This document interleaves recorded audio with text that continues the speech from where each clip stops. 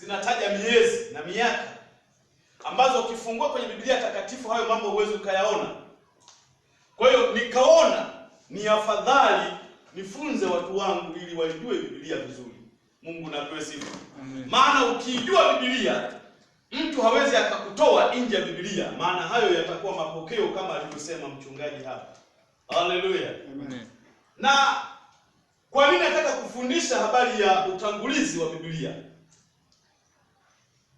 Kwa nini nataka kuzungumzia habari ya utangulizi wa Biblia?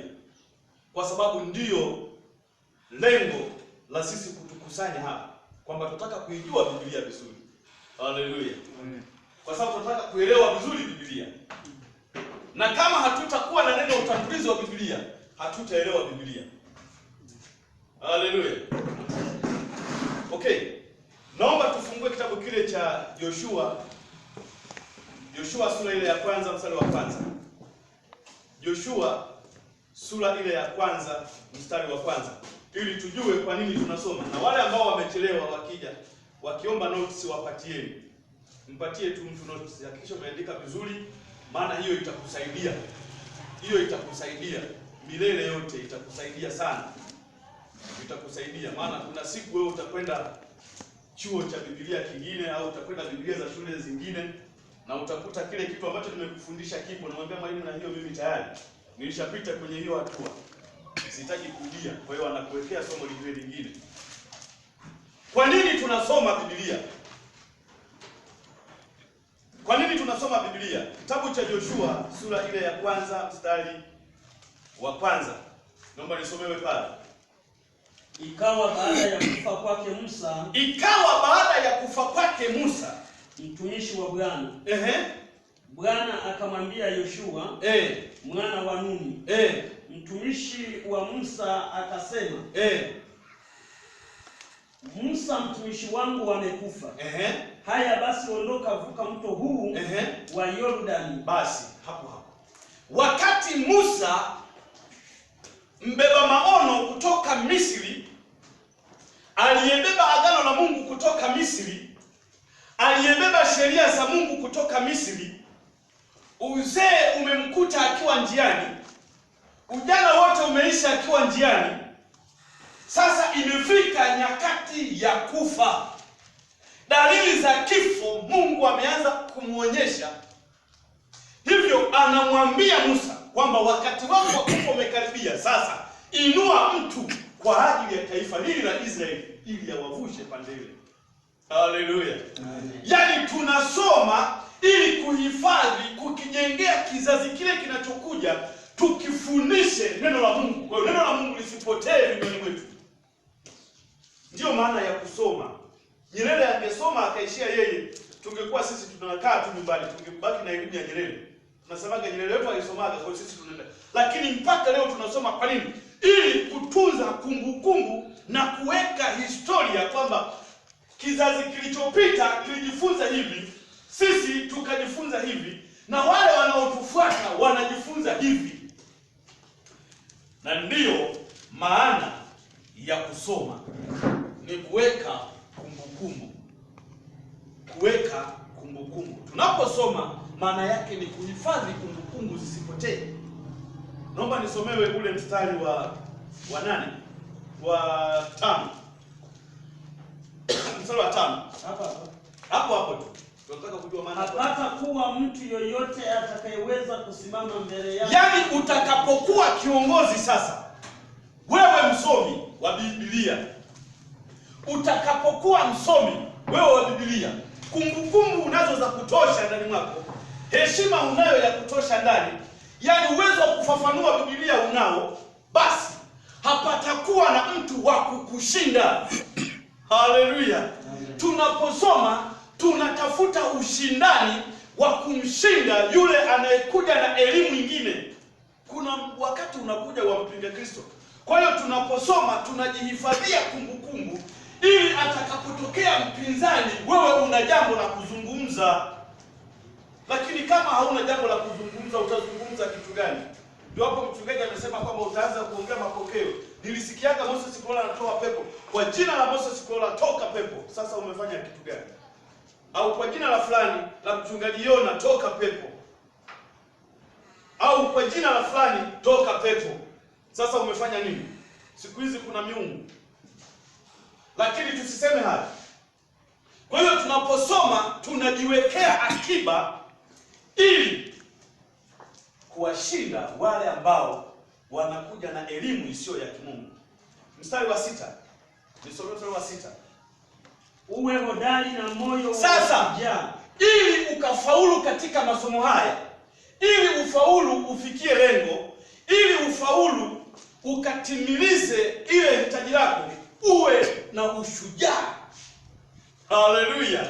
Ili uwe na, inatakiwa uwe na ushujaa, uwe na uwezo wa kukabiliana na kundi kubwa ambalo litakuja na maswali, litakuja na vitu mbalimbali, litakutishia hata kwa njia ya kukuua. Uwe na majibu, uwe na vitu ambavyo vitakulinda. Hivyo basi, uwe na ushujaa. Mstari wa 7. Usomee mstari wa 7. Uwe hodari na shujaa mwingi. Daniel sura ile ya tumesoma Joshua sura ile ya kwanza mstari wa kwanza. Bado tupo kwenye utangulizi. Kwa hiyo unaandika neno hili, uchambuzi wa Biblia. Tunasaidia yule pale ambaye anachelewa kufika. Na mwingine atakayechelewa zaidi, basi yeye mtampatia notes ili watu wasione kama tumewatupa mbali. Mstari wa 7. Uwe hodari tu na shujaa mwingi, na ushujaa mwingi. Uangalie kutenda sawasawa na sheria. Uangalie. Sasa wakati unaendelea kushindana, tunaposoma Biblia, hatutafuti kiki ya kwenda kuwapiga wengine. Nimekwambia uwe hodari na moyo wa ushujaa ili kutenda sawa na yale ambayo yameamriwa katika Torati. Haleluya. Ili ukatende sawa na yale yaliyoamriwa katika Torati. Kwa hiyo tunajifunza neno la Mungu. Yaani tunasoma. Mtu anaweza kukuuliza njiani, kwa nini tunasoma? Kwa nini unasoma? Nadhani hapo umeanza kupata majibu. Kwa nini tunasoma? Si ndio kwa Mungu? Kwa hata kwenye mtihani nikikuuliza swali la kwanza hapo nikakwambia, kwa nini tunasoma, nipe pointi 3. Kwa unaweza ukanipatia, si ndio? Unaweza ukanipatia. Na ushike sana hayo kwa sababu ndio tutakayotoa. Hayo ndio tutakayotoa. Kwa nini tunasoma? Mstari wa 7 rudia tena. Kwa nini tunasoma? Uwe hodari na ushujaa mwingi, uangalie kutenda sawasawa na sheria yote aliyokuamuru Musa mtumishi. Basi tunasoma ili kutenda sawasawa na yale yote ambayo yameandikwa kwenye Torati ambayo mtumishi Musa alikuwa anamwambia Joshua. Kwa hiyo tunasoma ili kutafuta majibu katika Biblia ya kuwajibu watu. Ndio maana ya kusoma. Naomba nimalizie pale mstari wa 8. Anatuambia nini? Kitabu hiki cha Torati hivyo basi kinywani mwako. Hivyo basi wewe ambaye umekuja kusoma kitabu hichi, maneno yaliyoandikwa kwenye hiki kitabu yasitoke kinywani mwako. Yaani hakikisha kwamba unahifadhi. Ndio maana nimekuambia kwamba tuende hatua kwa hatua. Unaandika nami na kusomesha. Unaandika kile ambacho unaona kimekupita, ni afadhali uulize swali ili usije ukapitwa ukaenda kuongea kingine ambacho haujajifunza ikawa kiki mitaani kupiga shule. Haleluya. Kwa hiyo tunaposoma tunajiwekea akiba. Jambo lile lingine, ili tunaposoma tunajizoeza kujiwekea kumbukumbu ili maneno haya yasitoke. Ili uendelee kukumbuka, inatakiwa ujizoeze kila wakati kukumbuka Biblia. Hata kama uko shambani mwako unajikumbusha kwamba Biblia hii ninayoshika mimi kila siku, kwanza hii Biblia ni takatifu. Biblia hii iko hivi na hivi. Tunasoma ili iwe hivi. Unakuwa unajiwekea kumbukumbu. Endelea pale mstari. Bali ya tafakari maneno yote mchana na usiku. Mama hajapata kitabu cha Joshua. Umepata? Umepata sasa hivi. Nani ambaye ana Biblia? Joshua 1 na ule mstari wa kwanza. ndipo tuliposoma. Kama umeona umechelewa sana, utachukua notes kwa wenzako, lakini kutoka pale anza kuchora kidogo, kuweka kumbukumbu. Mstari wa 8, malizia pale sura 8, tumesema wa 8, Biblia inasema kitabu hiki cha Torati kisiondoke kinywani mwako, bali atafakari maneno yake mchana na usiku, upate kuangalia kutenda sawasawa na maneno yote yaliyoandikwa humo. Mstari wa 8 tunafika kwamba tunasoma ili kujiwekea akiba, kwamba maneno yale yasije yakaisha kinywani mwetu, yasije yakapungua. Kwa hiyo tunapokuwa tunasoma kila siku tunakuwa na akiba ya mambo mengi, sio moja.